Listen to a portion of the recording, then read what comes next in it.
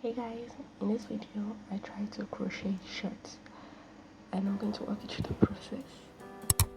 So skipping back to a few months ago, I made this crochet shirt and I was filming a video, I was filming a vlog style tutorial kind of video, and I recorded all my process, but unfortunately I kind of lost all my files, so I kind of left this video, the shirts, on hold. So I started to unravel the shirts and I was just like, okay, why not just use this granny squares and the yarn to make something different. So I decided to crochet a shirt. After unraveling, I was left with this granny squares and I had about 5 rows of this, so I decided to work on the first part. At this point I was just going with the flow and I didn't have any plan or how I was going to make the shirt. Okay guys, I'm done working. This is the first panel, so I know it doesn't look like much, like it really looks weird right now, but wait, I'm going to like show you. I can't really tell if this is the wrong side or the right side of the granny squares, but you see this? The granny squares are going to be in the middle, so I'll show you once it's done. This looks like a vest. I don't know, but like, am I the only one that thinks it looks like a vest? It looks like from this angle, don't you see? It looks like a vest.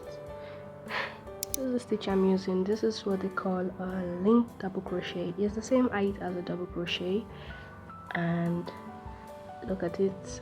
It's like no O's, so that's why I'm using it. And this has been like my favorite crochet stitch for a while now. Like, that's what I've been using, and it's nice. Done, and I'm going to start working on the second panel. So I have a lot of ends to weave in, but if I fold it like this,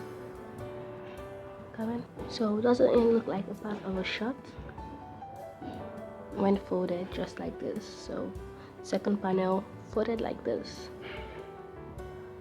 and it will be at the opposite side. Yep.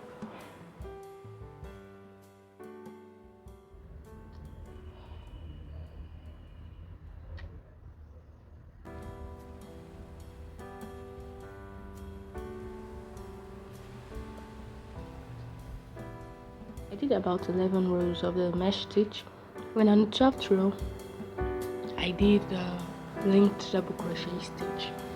So once I was done with the 12th row, I kind of like divided it into 3 portions. So this is the first part, this is the second part, and this right here, starting from the stitch marker, is where the granny square is going to be. So from this stitch marker to this next stitch marker, I think I have about 3 stitches, and from this point to this point, 38 and 38 also at this point. So right now I'm going to do 25 rows, just like I did for the other panel, and this is the 25th row. So once I'm done with this row, okay, once I get to the end, I'm going to like walk back again and skip 14 stitches. Then I keep working and working and working till I have about 23 rows after this 25th row. Basically, you're going to see what I am going to do.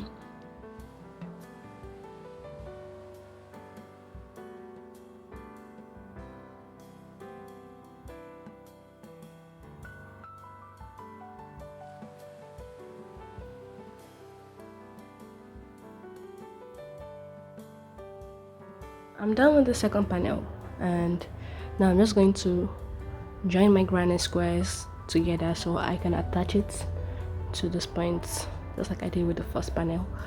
So yeah, that's what I'm going to do. And once I'm done, I should be able to finish this today. And I'm using like a mattress stitch or whip stitch, I don't really know, but I'm basically using my yarn needle and just weaving through back loops and front loops of both sides.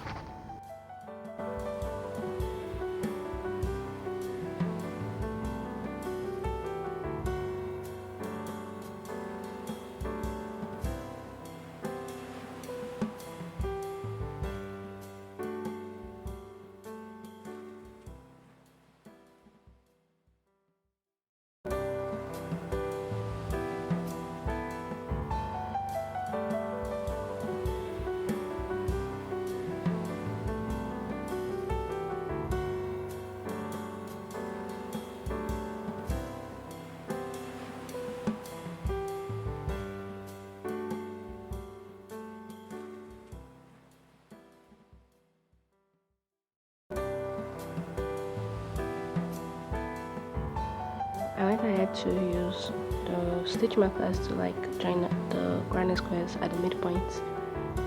So this is just how it looks like. Yep.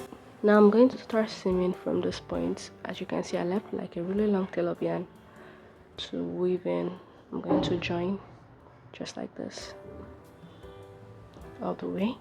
And I know I said that I was going to take away some stitches, like about some rows, like about 2 rows, but I didn't end up doing that, so I'm not going to do that also for this panel.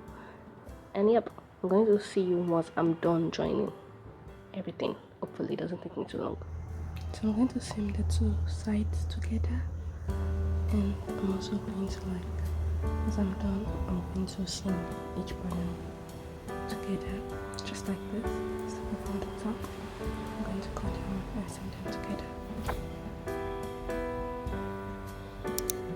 I found out that there were little gaps from my seams, and when I tried it on, of course the gaps became wider.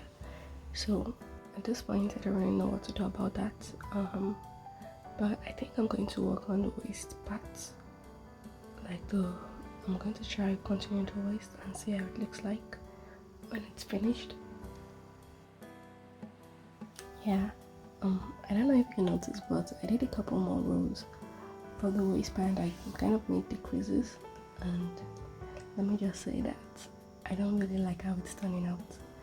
And I think this crochet shirt, I will have to put it on hold because it's basically a fail. A couple of things I would have loved to do differently was probably maybe make the shorts wider, but I didn't have enough yarn for that. I would have made the shorts baggier. I think if I made it baggier, the seams won't be showing. And also, if I were to make this differently, I would use the regular way of making shorts working from top up and all that.